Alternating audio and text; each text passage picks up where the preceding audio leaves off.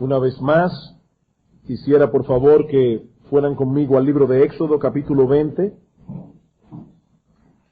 Éxodo, capítulo 20, y vamos a leer los primeros 2 versículos, el prefacio a los 10 mandamientos. Éxodo, capítulo 20, versículos 1 y 2. Y dice así la palabra de Dios. Y habló Dios todas estas palabras diciendo: Yo soy Jehová tu Dios, que te saqué de la tierra de Egipto, de casa de servidumbre.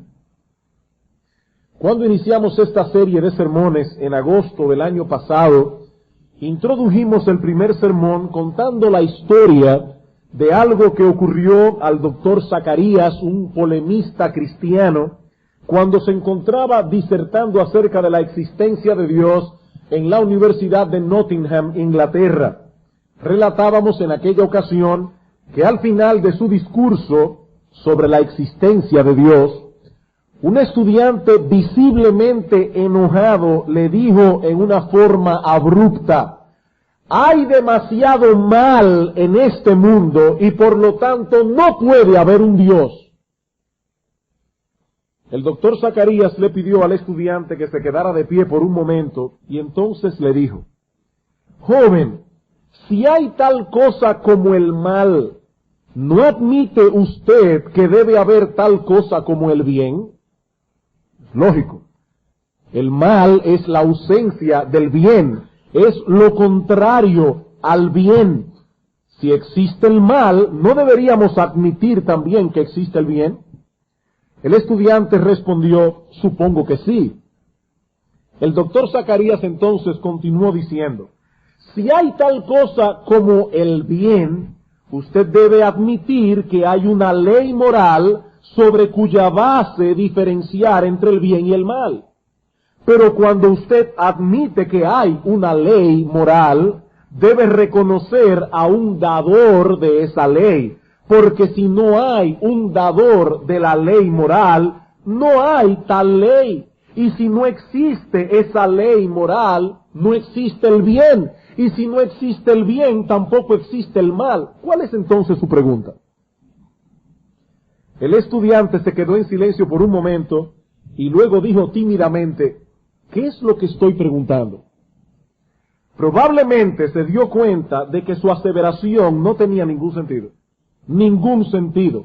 ¿Existe realmente alguna diferencia entre el bien y el mal?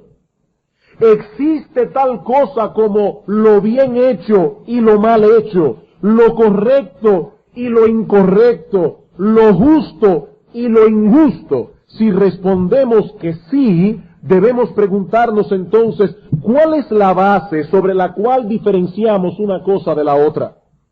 Tiene que existir una ley universal que ate a todos los hombres ética y moralmente. Una ley que trace la diferencia entre lo bueno y lo malo, promulgada por un legislador autorizado. Pero entonces surge otra pregunta: ¿quién es este legislador que posee tal autoridad sobre los hombres? Sobre todos los hombres que han vivido, viven y vivirán en este planeta Tierra. Y la respuesta de las Escrituras, de hecho, la única respuesta posible es el Dios que creó al hombre a su imagen y semejanza. Él puede legislar sobre nosotros por cuanto posee pleno derecho sobre nuestras vidas como creador sobre sus criaturas. Sin Dios, la moral no existe. Y si no hay moral, no hay tal cosa como lo malo y lo bueno. Si no fuimos creados por un Dios personal, ¿cuál es el parámetro absoluto que vamos a usar para decir que algo es correcto o que algo es incorrecto moralmente hablando? No habría ningún parámetro. El filósofo griego Platón decía que donde no hay absolutos, la moral no existe. Donde no hay absolutos, donde yo no puedo decir eso está bien, eso está mal, la moral no existe. Tiene que haber un punto absoluto de referencia para distinguir el bien del mal. Un punto de referencia que sea el mismo para todos. Pues de lo contrario, la moral sería relativa.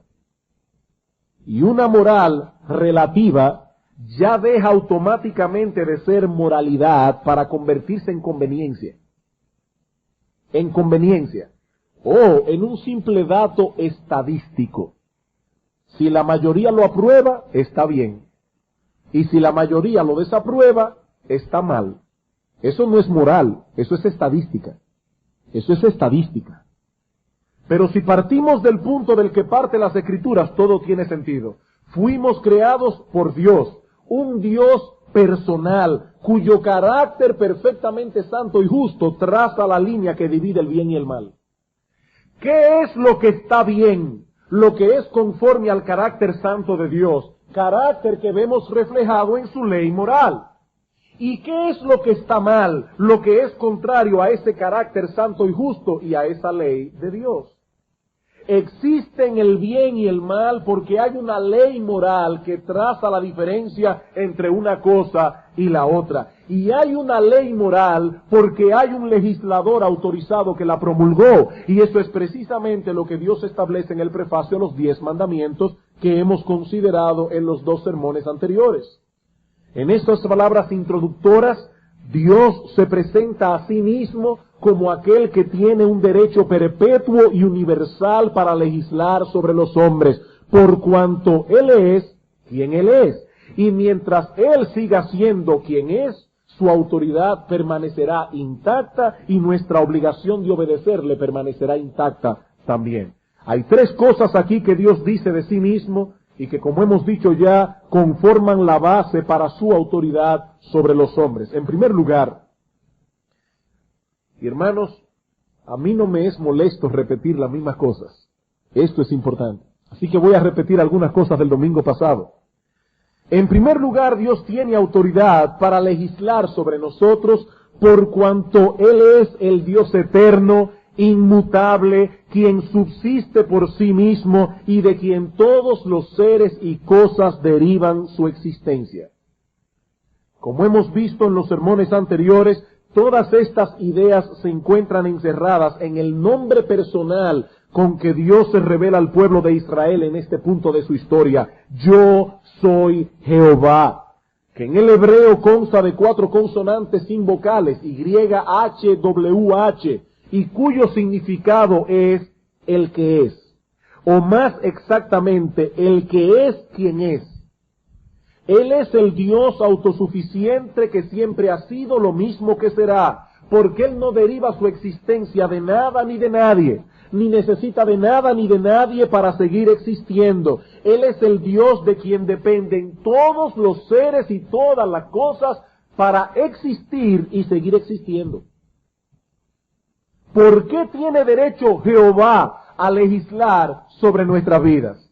¿Por qué tiene ese Dios derecho a gobernar la vida de todos los hombres que han vivido, viven y vivirán en este mundo? Porque nosotros somos sus criaturas.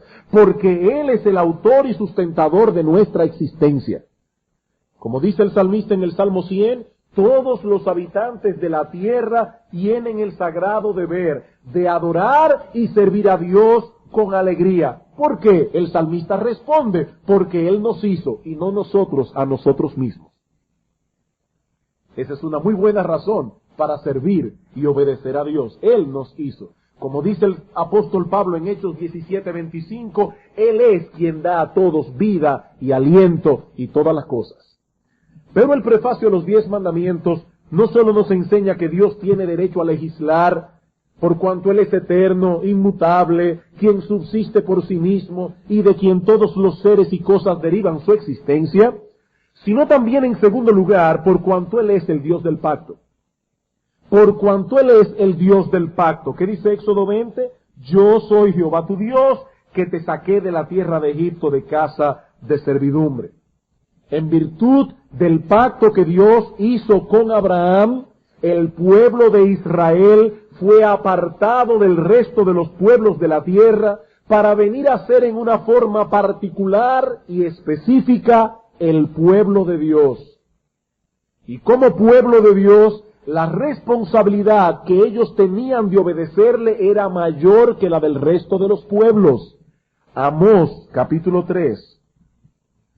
Libro del profeta Amós, capítulo 3.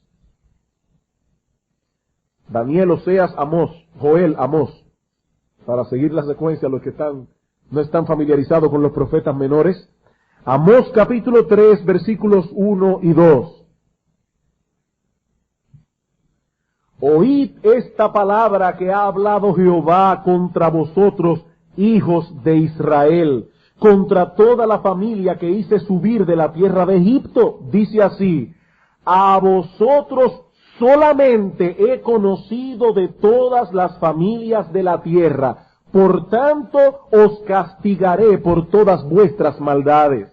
La palabra conocer que usa Dios aquí no significa un conocimiento intelectual, porque Dios conocía a los filisteos, Dios conocía a los cananeos, a los amonitas, a los moabitas, etcétera. Dios conoce a todos los seres humanos que existen y todas las naciones que hay bajo el cielo. Pero cuando Dios dice aquí, a vosotros solamente he conocido, Él está diciendo, solo con vosotros yo he tenido una relación de amor y de intimidad. Es como cuando Cristo dice en Mateo capítulo 7, versículo 21 al 23, no todo el que me dice Señor, Señor, entrará en el reino de los cielos, sino el que hace la voluntad de mi Padre que está en los cielos. Muchos me dirán en aquel día, Señor, Señor, y en tu nombre echamos fuera demonios, y en tu nombre hicimos milagros, y en tu nombre profetizamos, y entonces os declararé, nunca os conocí. Apartaos de mí, hacedores de maldad. La misma palabra, conocer. Nunca os conocí. Yo nunca tuve con ustedes esa relación de amor y de intimidad. Por tanto, lo que Dios está diciendo aquí al pueblo de Israel es lo siguiente: yo los escogí para ser míos. Yo los adopté como hijos e hijas para ser vuestro Padre, para ser vuestro Dios. Solo a vosotros, pueblo de Israel, yo revelé mi voluntad plenamente a través de la ley, a través de los profetas. Solo a vosotros he dado promesas para alentarles en el camino de la obediencia. Solo a vosotros, pueblo de Israel. Pero en vez de obedecerme han abusado de sus privilegios, han abusado de mi misericordia, por tanto os castigaré más duramente. El Señor está aplicando aquí el principio que Cristo enuncia en Lucas 12, 47 al 48. No lo busquen, pero dice el Señor allí: aquel siervo que conociendo la voluntad de su Señor no se preparó ni hizo conforme a su voluntad, ese recibirá muchos azotes, porque todo aquel a quien se le haya dado mucho, mucho se le demandará, y al que mucho se le haya confiado, más se le pedirá. Israel era el pueblo del pacto y había recibido mucho de Dios, y por lo mismo tenía una responsabilidad mayor de obediencia. Cuando Dios dice en Éxodo 20, yo soy Jehová tu Dios, Él está dirigiéndose al pueblo de Israel en una forma particular, especial y única. Todos los habitantes de la tierra, israelitas o no, tienen el deber de servir a Dios con alegría, como dice el Salmo 100. Pero el pueblo de Israel tenía una responsabilidad mucho mayor por ser los descendientes de Abraham, el pueblo del pacto. Ahora bien, en este punto de nuestro estudio la semana pasada, nos detuvimos para tratar con un asunto de suprema importancia en lo tocante a la relevancia de los 10 mandamientos para los cristianos hoy. Si Dios está hablando a Israel en Éxodo 20 en virtud del pacto que había hecho con ellos, ¿en qué forma participamos nosotros de todo eso si nosotros no somos judíos? Amados hermanos, por la importancia crucial de este tema, y porque hay muchas personas nuevas en nuestra iglesia, inclusive algunos se acercaron el domingo pasado, debo detenerme en esto una vez más y ampliar algunos conceptos que vimos la semana pasada. No es que vamos a repetir lo que vimos la semana pasada, vamos a ampliar algunos conceptos. Algunas personas nos dicen al día de hoy que los cristianos no tienen obligación alguna con los 10 mandamientos, que los cristianos no tienen obligación alguna con la ley moral, porque esa ley fue dada a Israel, no a la iglesia. En nuestro sermón anterior decíamos que ese argumento no es válido, Primeramente porque la ley moral no es una posesión exclusiva del pueblo de Israel. Ahora, como eso lo hemos visto hasta la saciedad en esta serie de sermones, no quiero detenerme en esto por más tiempo. Pero también decíamos, en segundo lugar, que este argumento no era válido porque de acuerdo a la enseñanza del Nuevo Testamento, la Iglesia participa plenamente del pacto que Dios hizo con Abraham. Veamos rápidamente algunos textos. Génesis capítulo 17, versículo 7. Es por eso, hermanos, que en la escuela dominical nos hemos tomado la molestia de hablar de los pactos. Queremos que la iglesia esté edificada en este tema, porque es un tema importante. Génesis capítulo 17, versículo 7. Y estableceré mi pacto entre mí y ti y tu descendencia después de ti en sus generaciones por pacto perpetuo, para ser tu Dios y el de tu descendencia después de ti. Este pacto fue hecho con Abraham y su descendencia. ¿Y quién es esa descendencia de Abraham? Bueno, algunos dicen rápidamente, sobre todo si son antinomianos, no quieren saber de la ley, dicen la nación de Israel. A lo que nosotros decimos, sí, eso es verdad, pero no es toda la verdad. Es verdad, pero no es toda la verdad. La nación de Israel recibió grandes beneficios por ser los descendientes físicos de Abraham. Pero no todos los descendientes físicos de Abraham participaron plenamente de las bendiciones contenidas en ese pacto, por cuanto muchos israelitas del Antiguo Testamento fueron rebeldes a Dios y no confiaron en Él. Y lo mismo sucedió en el tiempo de nuestro Señor Jesucristo. De ahí las palabras de Pablo en Romanos capítulo 2. Romanos capítulo 2, versículos 28 al 29.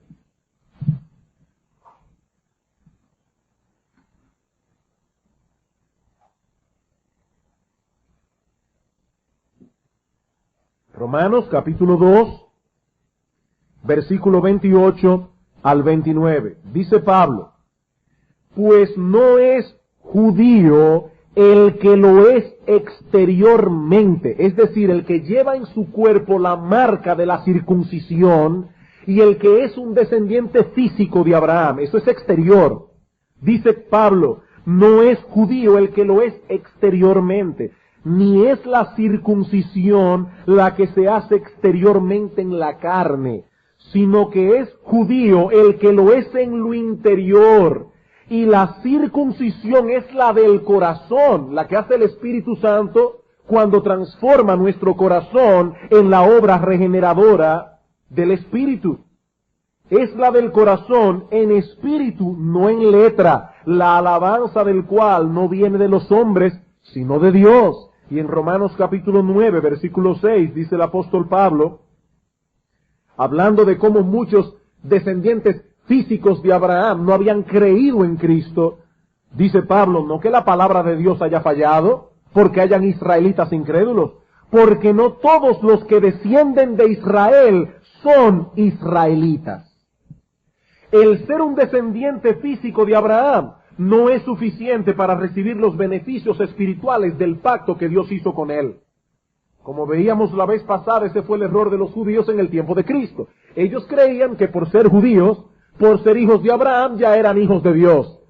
Y Cristo dice en Juan capítulo 8, versículo 39, no, ustedes no son hijos de Abraham, porque Abraham guardó la palabra de Dios. Si ustedes fueran hijos de Abraham, la voluntad de Dios haría, porque eso fue lo que hizo Abraham. Pero ustedes me quieren matar, porque vosotros sois hijos de vuestro padre el diablo, que es un homicida y un mentiroso desde el principio. ¿Quiénes son entonces los que participan plenamente de las bendiciones prometidas en el pacto que Dios hizo con Abraham? Todos aquellos que por la fe han sido unidos a Cristo, el descendiente de Abraham. Gálatas capítulo 3, versículo 16.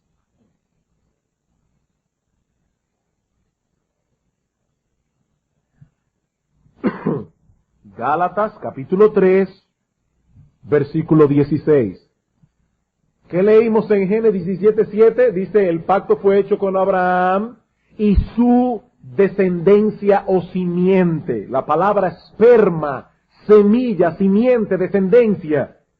Dice ahora Pablo, ahora bien, a Abraham fueron hechas las promesas y a su simiente. No dice y a las simientes como si hablase de muchos, sino como de uno, y a tu simiente, la cual es Cristo. Cristo es la simiente de Abraham. Y nosotros, amados hermanos, por medio de la fe y el arrepentimiento, hemos sido unidos a Cristo. Por eso dice Pablo en el versículo 13 del capítulo 3 de Gálatas, Cristo nos redimió de la maldición de la ley, hecho por nosotros maldición, porque está escrito, maldito todo el que es colgado en un madero. ¿Para qué? Para que en Cristo Jesús la bendición de Abraham alcanzase a los gentiles. ¿Y quiénes son los gentiles? Los no judíos. A fin de que por la fe recibiésemos la promesa del Espíritu. Versículo 26. Pues todos vosotros, gentiles creyentes, es la idea, todos sois hijos de Dios por la fe en Cristo, porque todos los que habéis sido bautizados en Cristo, de Cristo estáis revestidos. Ya no hay judío, no hay griego, no hay esclavo, ni libre, no hay varón, ni mujer, porque todos vosotros sois uno en Cristo Jesús. Y si vosotros sois de Cristo, ciertamente linaje, descendencia de Abraham, sois y herederos según la promesa. Hermanos, era difícil para Pablo usar un lenguaje más claro que este.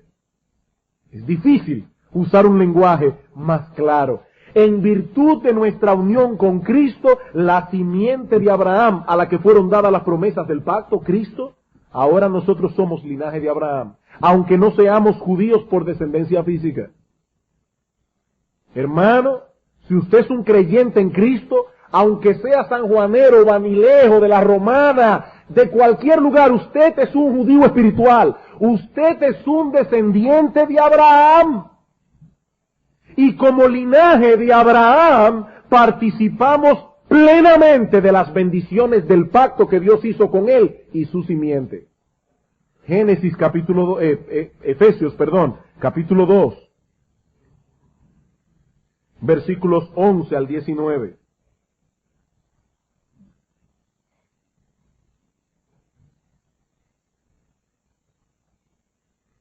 Por tanto, dice Pablo, acordaos que en otro tiempo vosotros, los gentiles en cuanto a la carne, los que no descendían de Abraham, erais llamados incircuncisión por la llamada circuncisión hecha con mano en la carne. Pablo está diciendo, los judíos se gloriaban de llevar en su cuerpo la señal del pacto abrahámico. Nosotros somos circuncidados. Ustedes son incircuncisos. Ustedes no tienen parte ni suerte en el pacto que Dios hizo con su pueblo. Y los judíos menospreciaban a los gentiles por ser incircuncisos, por no llevar en su carne la marca de la circuncisión, la marca de pertenecer al pueblo del pacto.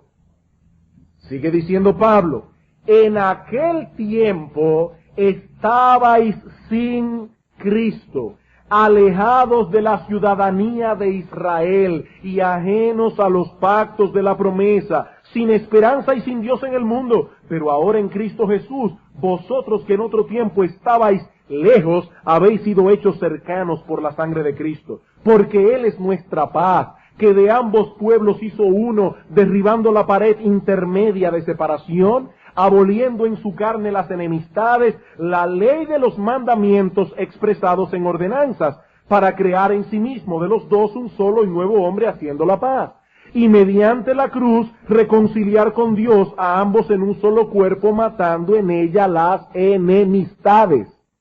Hermanos, esa palabra es importante, las enemistades. Y vino y anunció la buena nueva de paz a vosotros que estabais lejos y a los que estaban cerca, porque por medio de él, los unos y los otros, judíos y gentiles creyentes, tenemos entrada por un mismo espíritu al Padre. Conclusión, ya no sois extranjeros, ya no sois advenedizos, sino conciudadanos de los santos y miembros de la familia de Dios. La pared que separaba al judío del gentil es derribada en Cristo. Y ahora los gentiles creyentes y los judíos creyentes forman un solo pueblo, el pueblo de Dios. Todo aquello que nos separaba de Dios, el pecado, y todo aquello que nos separaba del verdadero pueblo de Dios ha sido quitado por medio de la obra redentora de Cristo. Pablo dice, Él abolió en su carne las enemistades. ¿Y qué es esto? La ley de los mandamientos expresados en ordenanzas para crear en sí mismo de los dos, judíos y gentiles creyentes, un solo y nuevo hombre haciendo la paz. Amados hermanos, esto es algo realmente extraordinario. Extraordinario. Por medio de Cristo, todas las bendiciones que Dios ha prometido a su pueblo en virtud del pacto que Él hizo con Abraham y su simiente, ahora son nuestras. Porque nosotros somos ciudadanos de ese pueblo con pleno derecho de ciudadanía. Cuando el apóstol Pablo escribió estas palabras en Efesios 2, estaba pensando seguramente en el templo de Jerusalén. El templo de Jerusalén. En aquel tiempo, el templo de Dios en Jerusalén estaba dividido en varios patios o atrios interiores. Y los gentiles, los que no eran judíos, podían llegar al primero de esos patios, pero no podían pasar de allí bajo pena de muerte, mostrando así la separación que había entre los dos pueblos. Había un letrero que decía, ningún gentil puede entrar dentro de la barricada que rodea el santuario interior. Cualquiera que sea atrapado haciendo esto, él solo será culpable de la consecuencia de su muerte. Ningún gentil podía penetrar en el interior del templo de Dios en Jerusalén. Había una pared enorme de separación entre un pueblo y otro, pero hermanos, Cristo derribó esa pared para siempre. Comentando acerca de este texto, dice el doctor John MacArthur, la barrera de la pared divisoria, esta que aparece en el versículo 14, cuando dice derribando la pared intermedia de separación, la barrera de la pared divisoria se refiere a la separación del atrio de los gentiles del resto del templo, la barricada que yo les decía hace un momento. Esta barrera física ilustraba la barrera de hostilidad y odio que separaba también a los dos grupos. Cristo, sigue diciendo MacArthur, derribó para siempre, y allí se usa un aoristo que significa acción completa. Cristo derribó para siempre toda pared divisoria al abolir en su carne la enemistad. ¿Qué es esto? La ley de los mandamientos expresada en ordenanzas. Cuando Cristo murió en la cruz, Él abolió toda barrera entre el hombre y Dios y entre el hombre y su prójimo. La mayor barrera entre los gentiles y judíos, dice MacArthur, era la ley ceremonial contenida en las ordenanzas. Las fiestas, sacrificios, ofrendas, leyes de sanidad y purificación y todos los demás mandamientos exteriores, distintivos de la singular separación de Israel de las otras naciones, todo eso fue abolido. Y en este mismo punto MacArthur enfatiza el hecho de que esto no puede referirse de ningún modo a la ley moral, porque ese no era nuestro problema con los judíos y gentiles, no era la ley moral. Sigue diciendo MacArthur, su ley moral refleja su propia naturaleza santa y por lo tanto nunca puede cambiar. Y MacArthur cita aquí Mateo 5, 17 al 19. No penséis que he venido para abrogar la ley o los profetas. Cristo dice, no, yo no he venido para abrogar, yo he venido para cumplir. De ahí lo que dice Pablo en 1 Corintios 7, 19. 1 Corintios 7, 19. Texto que hemos citado varias veces, pero que ahora quizás haga mucho más sentido. ¿Qué dice Pablo en 1 Corintios 7, 19? Hablando precisamente de que ya no hay división entre judíos y gentiles, Pablo dice, la circuncisión nada es, y la incircuncisión nada es, sino el guardar los mandamientos de Dios. Eso sí es. Que tú seas incircunciso, que tú seas circunciso, eso no tiene la menor importancia delante de Dios. Si quieres, hazlo por higiene con tus hijos, pero eso no tiene nada que ver con una cosa religiosa. Pero lo que sí es importante es guardar los mandamientos de Dios. Eso sí es importante. El comentarista Barnes, comentando también del texto de Efesios 2, dice: esto, hablando de la ley expresada en ordenanzas, esto no se refiere a la ley moral, que no era la causa de separación entre judíos y gentiles y que no fue abolida por la muerte de Cristo. Se refiere a las leyes que ordenaban los sacrificios, fiestas, ayunos, etcétera, que constituían la peculiaridad del sistema judío. Estas eran la causa de enemistad entre judíos y gentiles, y estas fueron abolidas por el gran sacrificio hecho por el Redentor. La pared intermedia de separación ha sido derribada. Y nosotros somos ahora miembros del pueblo de Dios, si somos de Cristo, independientemente de nuestra nacionalidad. Ya no sois extranjeros, ya no sois advenedizos, sois conciudadanos de los santos, miembros de la familia de Dios. Usando la figura de Romanos 11, 13 al 24, Pablo dice: había un buen olivo, el pueblo de Dios. Nosotros los gentiles fuimos injertados en ese buen olivo. Y muchas ramas naturales que pertenecían al olivo verdadero fueron cortadas. Los judíos incrédulos fueron cortados. La iglesia fue injertada, o los gentiles fueron injertados en su lugar, y así nace la iglesia. Como decíamos la semana pasada, la iglesia no es un árbol nuevo. No. Lo que Dios hizo en el nuevo pacto fue tomar ramas de un olivo silvestre, las naciones gentiles, y los injertó en el olivo que ya existía, el pueblo de Dios. El mismo olivo ha continuado, solo que ahora con nuevas características. Por tanto, hermanos, la iglesia puede ser llamada con toda propiedad el verdadero Israel del nuevo pacto. Filipenses capítulo 3.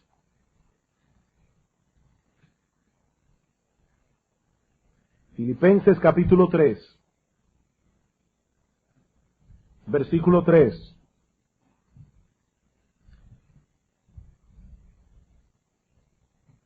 Pablo está advirtiendo a la iglesia de Filipos: cuídense de los judaizantes, cuídense de aquellos que quieren que ustedes se circunciden ahora otra vez. Pablo dice: nosotros somos la circuncisión, los que en espíritu servimos a Dios y nos gloriamos en Cristo Jesús, no teniendo confianza en la carne. Dice Pablo, estos judíos se glorían en llevar una marca física en su cuerpo, pero nosotros llevamos circuncidados el corazón. Nosotros somos la verdadera circuncisión, no estos judíos descendientes de Abraham. Primera de Pedro capítulo 2.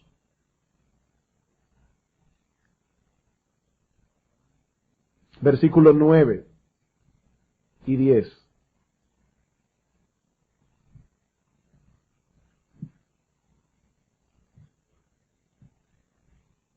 Mas vosotros sois linaje escogido. Está hablando a un grupo de gentiles creyentes. Vosotros sois linaje escogido, real sacerdocio, nación santa, pueblo adquirido por Dios, para que anunciéis las virtudes de aquel que os llamó de las tinieblas a su luz admirable. Vosotros que en otro tiempo no erais pueblo, pero que ahora sois pueblo de Dios. Vosotros que en otro tiempo no habíais alcanzado misericordia, pero ahora habéis alcanzado misericordia. Amados hermanos, cuando Dios dice en Éxodo 20, yo soy Jehová tu Dios, esas palabras iban dirigidas de manera especial al pueblo del pacto. Y eso es precisamente lo que somos nosotros ahora en virtud de nuestra unión con Cristo. De hecho, una de las características esenciales del nuevo pacto era precisamente el que esa ley moral que fue entregada a Moisés en el Sinaí y que fue escrita en 2 tablas de piedra, sería ahora escrita en las tablas de nuestro corazón. Jeremías capítulo 31.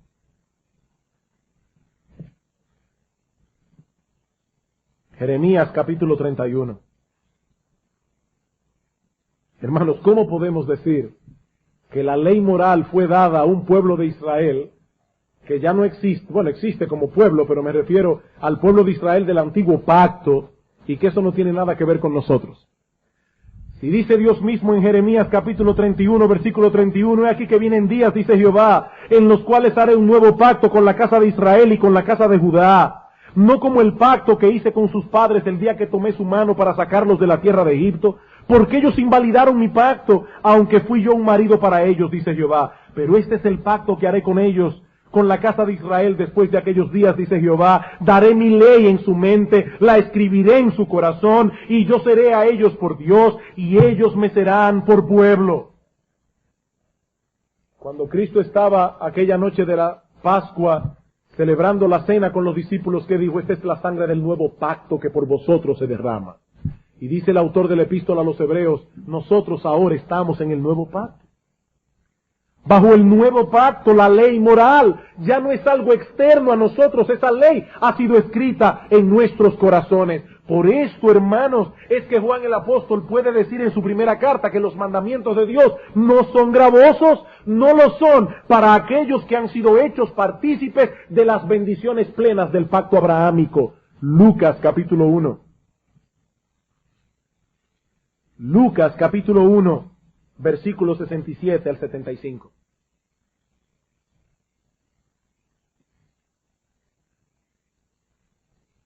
Zacarías, el padre de Juan el Bautista, recibe la noticia de que tendrá un hijo que será un precursor del Mesías. Y dice Zacarías, su padre fue lleno del Espíritu Santo y profetizó diciendo, bendito el Señor Dios de Israel, que ha visitado y redimido a su pueblo y nos levantó un poderoso Salvador en la casa de David su siervo, como habló por boca de sus santos profetas que fueron desde el principio, salvación de nuestros enemigos y de la mano de todos los que nos aborrecieron, para hacer misericordia con nuestros padres y acordarse de su santo pacto, del juramento que hizo a Abraham nuestro padre. ¿Y cuál fue el juramento? Que nos había de conceder que, librados de nuestros enemigos, sin temor le serviríamos en santidad y en justicia delante de Él todos nuestros días. Hermanos, la gran promesa del pacto abrahámico es que nosotros podríamos servir a Dios en santidad y en justicia. ¿Y cómo iba a ser eso posible? La ley fue escrita en nuestro corazón. La ley fue escrita en nuestro corazón. Pero Dios no solo se presenta en este prefacio como aquel que tiene derecho a legislar porque Él es Jehová y el Dios del pacto, sino también en tercer lugar, y esto lo veremos mucho más brevemente, por cuanto Él es el Dios redentor. Éxodo capítulo 20 otra vez. Éxodo capítulo 20. Yo soy Jehová tu Dios, versículo 2, que te saqué de la tierra de Egipto de casa de servidumbre. Ellos eran esclavos en Egipto, pero Dios los libertó en virtud del pacto que había hecho con Abraham, para que ahora ellos fuesen sus siervos y anduviesen en sus estatutos y decretos. Deuteronomio capítulo 6. Hermanos, Dios no libertó al pueblo de Israel de la esclavitud para que ellos ahora vivieran como les viniera en gana. No. No. Ellos fueron libertados de la esclavitud para venir a ser esclavos de Dios. Ellos dejaron de ser siervos de Faraón para venir a ser siervos de Dios. Ellos fueron librados de aquella esclavitud donde tenían que hacer la voluntad de Faraón para venir a hacer ahora la voluntad de Dios. Deuteronomio capítulo 6, versículo 10 al 13. Cuando Jehová tu Dios te haya introducido en la tierra que juró a tus padres, Abraham, Isaac y Jacob, que te daría, ciudades grandes y buenas que tú no edificaste, y casas llenas de todo bien que tú no llenaste, y cisternas cavadas que tú no cavaste, y viñas y olivares que tú no plantaste, y luego que comas y te sacies, cuídate de no olvidarte de Jehová, que te sacó de la tierra de Egipto de casa de servidumbre. A Jehová tu Dios temerás, y a Él solo servirás, y por su nombre jurarás. Versículo 17. Guardad cuidadosamente los mandamientos de Jehová vuestro Dios, y sus testimonios y sus estatutos que te ha mandado, y hazlo recto y bueno ante los ojos de Jehová, para que te vaya bien y entres y poseas la buena tierra que Jehová juró a tus padres. Versículo 20. Mañana cuando te preguntare tu hijo diciendo, ¿y qué significan los testimonios, estatutos y decretos que Jehová nuestro Dios os mandó? Entonces dirás a tu hijo, nosotros éramos siervos de Faraón en Egipto, y Jehová nos sacó de Egipto con mano poderosa. Jehová hizo señales y milagros grandes y terribles en Egipto. Versículo 23, nos sacó de allá. Versículo 24, y nos mandó que cumplamos todos estos estatutos y que temamos a Jehová nuestro Dios, para que nos vaya bien todos los días y para que nos conserve la vida como hasta hoy. ¿Para qué fueron redimidos? Fueron redimidos de aquella terrible esclavitud en la que se encontraban para venir a ser ahora siervos de Dios. Y por favor, amados hermanos, por favor, no pierdan de vista lo que hemos establecido en el punto anterior. No pierdan esto de vista. Cuando nosotros leamos en el Antiguo Testamento acerca de la liberación de Israel de la esclavitud de Egipto, no veamos estas cosas como algo que no tiene nada que ver con nosotros. Ese evento fue clave en la historia de la redención de la que ahora nosotros participamos en Cristo. El éxodo de Israel es un punto importante en la cadena de eventos que conforman esa historia. Y por lo tanto es algo que tiene que ver con nosotros, que ahora en Cristo somos parte del verdadero Israel. Hermanos, ¿cuál es el punto culminante de la historia de la redención? ¿Cuál es el punto culminante en todos los eventos a través de los cuales Dios llevó a cabo la redención de los hombres? La muerte de Cristo en la cruz del Calvario, de la cual el éxodo es una figura. Aclaro, yo no estoy diciendo que la liberación de la esclavitud de Egipto no fue un hecho histórico, no, fue un hecho histórico, pero es también una figura de la liberación que Cristo llevó a cabo a nuestro favor en la cruz del Calvario. Nosotros también éramos esclavos. Estábamos sujetos a una esclavitud 1000 veces peor que la de Israel en Egipto. Nosotros éramos esclavos del pecado, éramos esclavos del mundo, esclavos de nuestros propios deseos y lo que es aún más terrible, esclavos de Satanás, el más déspota y cruel de los tiranos. Dice Pablo, Él los salvó cuando estabais muertos en vuestros delitos y pecados, en los cuales vivíais en otro tiempo, haciendo la voluntad de la carne y de los pensamientos, conforme a la voluntad del príncipe de la potestad del aire, y éramos por naturaleza hijos de ira, lo mismo que los demás. Pero hermanos, en Cristo hemos sido libertados de toda atadura de maldad. ¿Para qué? Para que ahora podamos servir libremente a Dios. Dice el Señor en Juan 8:34, de cierto os digo, todo aquel que hace pecado, esclavo es del pecado, mas si el Hijo os libertare, seréis verdaderamente libres. Muchas personas rechazan el Evangelio, ¿saben por qué? Porque no desean tener ataduras. No quieren ataduras. Ustedes los cristianos tienen muchas ataduras, pero yo quiero ser un hombre libre. Mi amigo, no existe la libertad fuera del Evangelio. El hombre sin Cristo es un esclavo del diablo y Satanás lo mantiene entretenido en su cárcel, concediéndole un poco de deleite pecaminoso por aquí y otro poco de deleite pecaminoso por allá, hasta que finalmente logre que compartas con él su misma suerte en el infierno. Tú no eres libre, mi amigo, tú eres un esclavo del diablo. Pero en Cristo hay verdadera libertad, libertad para servir con gozo a nuestro Dios y Padre, que es la fuente de todo bien. En Cristo hay poder para romper esas ataduras que nos impiden cumplir el propósito para el cual fuimos creados, glorificar a Dios y gozar de Él por siempre. Amados hermanos, así como el pueblo de Israel fue librado de su esclavitud para servir y obedecer a Dios, y yo diría aún más, para gozarse en la obediencia a Dios, así también nosotros fuimos libertados con el mismo propósito. Romanos capítulo 6. Romanos capítulo 6.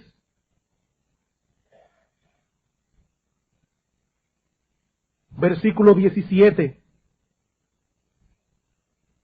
Pero gracias a Dios, dice Pablo, que aunque erais esclavos del pecado, habéis obedecido de corazón aquella forma de doctrina a la cual fuisteis entregados, y libertados del pecado, ya olvídense de la ley, olvídense de la santidad, ahora pueden hacer lo que quieran porque ya son salvos en Cristo. No, libertados del pecado, vinisteis a ser siervos, dulos, esclavos de la justicia. Fuimos librados de una esclavitud para entrar en otra mucho mejor. Por eso Cristo dice, mi yugo es fácil y es ligera mi carga, pero es un yugo. Es un yugo, el que dice que permanece en él debe andar como él anduvo, y él anduvo cumpliendo la voluntad de su Padre. Primera a los Corintios, capítulo 6. Primera a los Corintios, capítulo 6, versículos 19 al 20. Dice el apóstol Pablo, ¿o ignoráis que vuestro cuerpo es templo del Espíritu Santo, el cual está en vosotros, el cual tenéis de Dios y que no sois vuestros? ¿Y por qué no sois vuestros? Porque habéis sido comprados por precio. Glorificad pues a Dios en vuestros cuerpos y en vuestro espíritu, los cuales son de Dios. En otras palabras, es como si Dios estuviese diciendo, yo soy Jehová tu Dios, que te saqué de la tierra del pecado. Yo soy Jehová tu Dios, que te saqué de aquel reino del maligno. Yo soy Jehová tu Dios. ¿No tendrás dioses ajenos delante de mí? Primera de Pedro capítulo 1, versículo 13 al 20.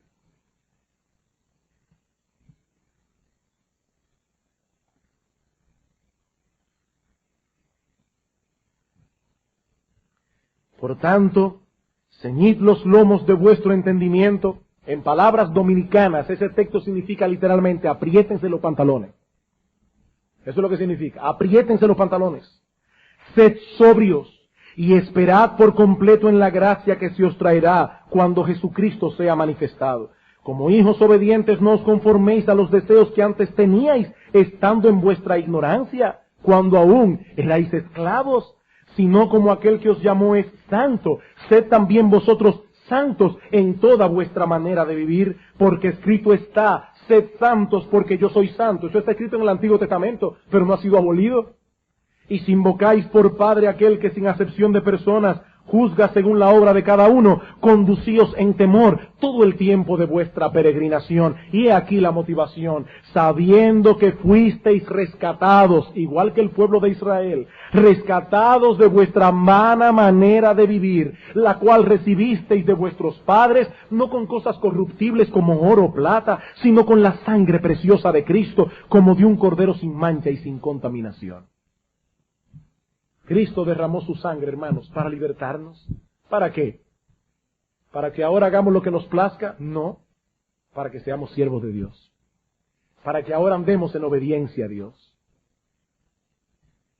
Bien, hermanos, espero que al haber considerado durante estos 3 domingos pasados el prefacio a los 10 mandamientos, hayamos podido comprobar lo que yo decía hace unas semanas atrás, que los prefacios son importantes. Y este lo es de manera muy particular.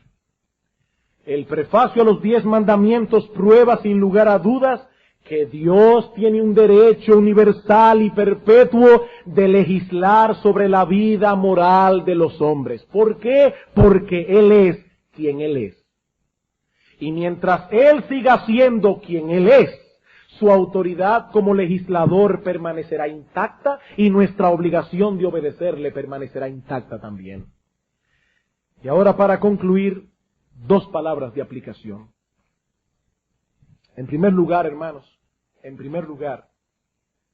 podemos ver, a la luz de esta presentación que hace Dios de sí mismo en el texto, cuán grande es la gracia y la misericordia de Dios.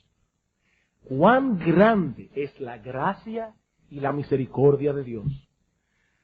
Amados hermanos, ese mismo Dios eterno, inmutable, autosuficiente, de quien todos los seres y cosas derivan su existencia, ese mismo Dios condesciende a hacer un pacto con hombres pecadores para atraerlos con cuerdas de amor para venir a ser su pueblo.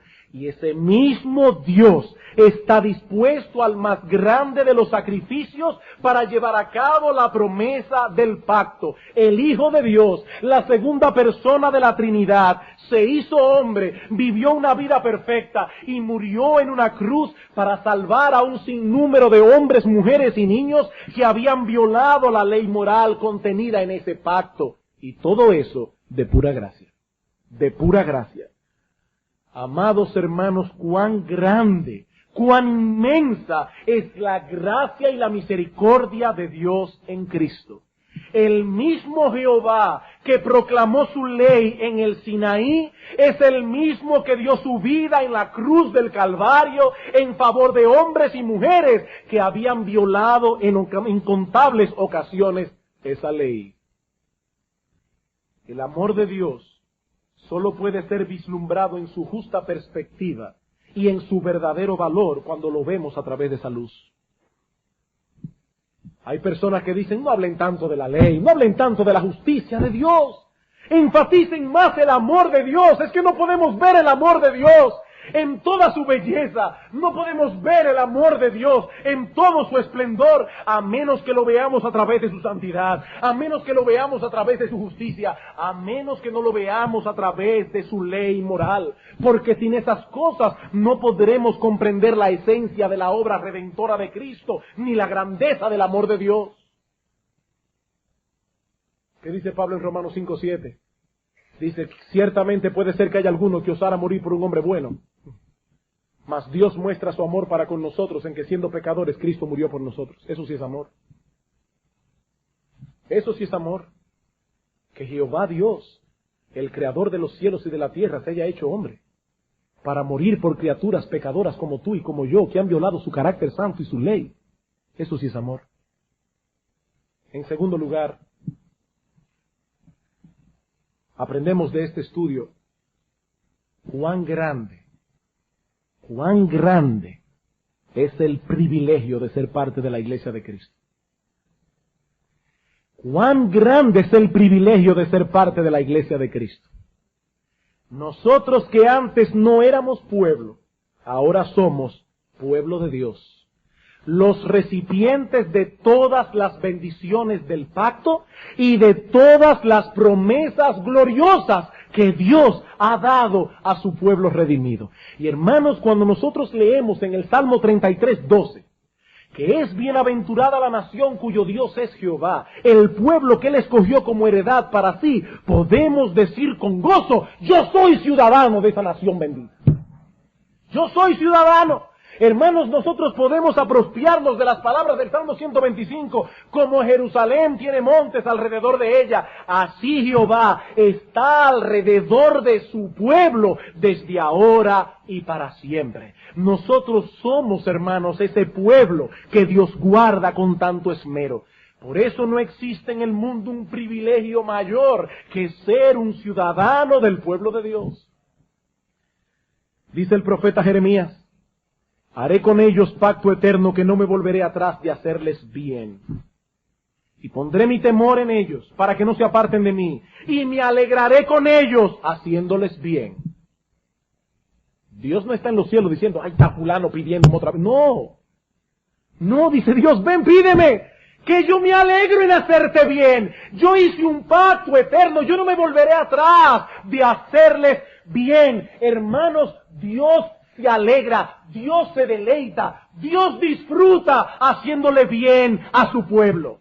Tanto desea Dios el bien de este pueblo del pacto, que Él no tuvo reparo alguno en dar a su Hijo para ser muerto y así poder adquirirnos para Él. Y si Dios estuvo dispuesto a hacer eso por nosotros, si Dios estuvo dispuesto a hacer eso para nuestro bien, ¿qué otras cosas no estará Él dispuesto a hacer por causa nuestra? Por eso dice Pablo en Romanos 8:32, si Él no escatimó a su propio Hijo, hermanos, Él no escatimó a su propio Hijo, sino que lo entregó por todos nosotros, ¿cómo no nos dará con Él todas las cosas? Es un argumento de mayor a menor. Nos dio lo más grande, lo más grande. Hermanos, cuando Abraham estaba en el monte Horeb, a punto de acuchillar a su propio hijo, el ángel de Jehová detuvo su mano porque había un cordero que iba a sustituir a Isaac, y el hijo de Abraham no fue muerto. Pero amados hermanos, cuando nuestro Señor Jesucristo estaba en la cruz del Calvario, no hubo ningún sustituto. Y el cuchillo de la ira de Dios se clavó en Cristo Jesús. Ahí no hubo sustituto. Y lo que Pablo está diciendo es, si Él no escatimó al Hijo de su amor, si Él no escatimó a ese a quien todas las criaturas deben postrarse en adoración, y no lo escatimó por amor a nosotros, ¿cómo no nos dará con Él todas las cosas? Alguien dirá, bueno, pastor, pero yo no veo que en mi caso Dios me esté dando todas las cosas, porque yo tengo muchos problemas. Hermanos, tenemos que interpretar ese todas las cosas a la luz del Romanos 8. ¿Qué dice en el versículo 31, antes del texto que leí? ¿Qué diremos a esto? Si Dios es por nosotros, ¿quién contra nosotros?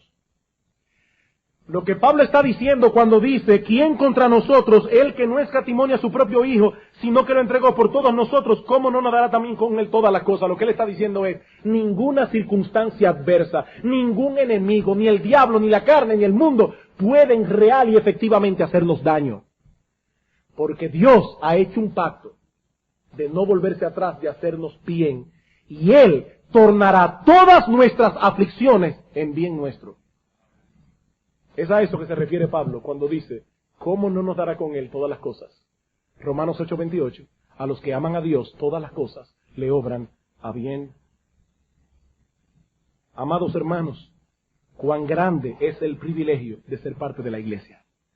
No existe en el mundo un privilegio mayor, como no existe mayor desgracia que estar fuera de ese pueblo. Mi amigo, escúchame esta mañana, y con esto concluyo. No existe mayor desgracia que estar fuera de ese pueblo.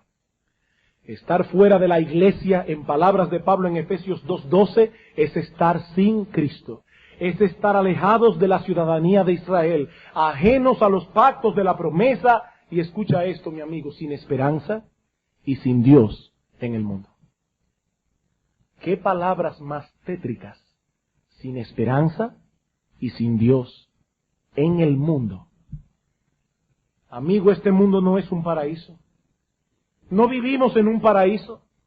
Vivimos en un mundo lleno de desgracias. Vivimos en un mundo lleno de maldad. Vivimos en un mundo lleno de tragedias. Es realmente patético vivir en un mundo así, sin esperanza y sin Dios. Pero mi amigo, eso no tiene que ser así. Mi amigo, no tiene que ser así.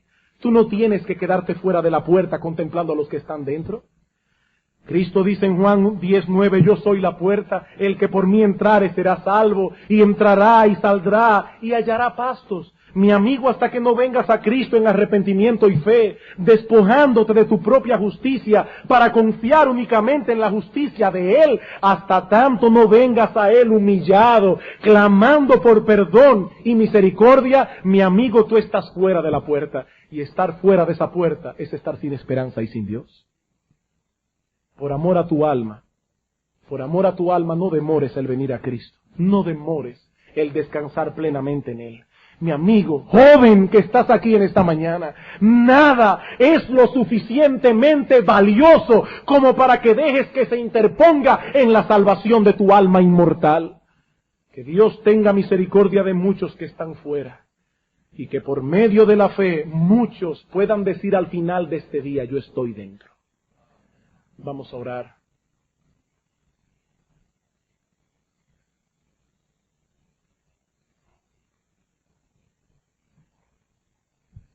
Oh Dios bendito, cuán grande es tu misericordia.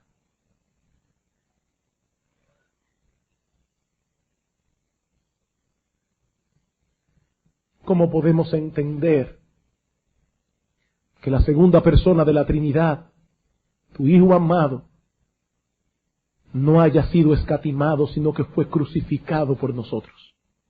¿Cómo podemos entenderlo? Pero Padre, yo te ruego en esta mañana, tu iglesia aquí reunida se une a este clamor. Oh Dios, que tu benignidad guíe a muchos hoy al arrepentimiento. Padre que estás en los cielos, mira a nuestros jóvenes. Padre, mira a nuestros hijos adolescentes. Padre, mira a muchos endurecidos en su corazón contra ti, oh Dios. Atráelos en esta mañana con cuerdas de amor. Padre, ábreles los ojos para que vean cuán terrible, cuán patético es estar sin esperanza y sin Dios en el mundo. Oh Señor, aplica poderosamente el Evangelio de Jesucristo en el corazón de pecadores en esta mañana. Y trae a muchos hombres, mujeres, jóvenes, niños, a la fe y al arrepentimiento. Padre, hay muchos que dicen que no vendrán, y nosotros decimos ahora, fuérzalos a entrar. Padre, obra poderosamente en sus corazones. Y a nosotros, oh Dios, a nosotros, danos en esta mañana una perspectiva clara del enorme privilegio que tenemos por estar en Cristo. Oh Dios, que no nos dejemos seducir por el lenguaje del maligno que nos seduce diciéndonos que en el mundo hay cosas mejores. Oh Dios, ¿qué puede ser mejor que ser parte de la iglesia? Señor, gracias por tu bondad para con nosotros. Alabamos y bendecimos tu santo y precioso nombre. En Jesucristo nuestro Señor. Amén.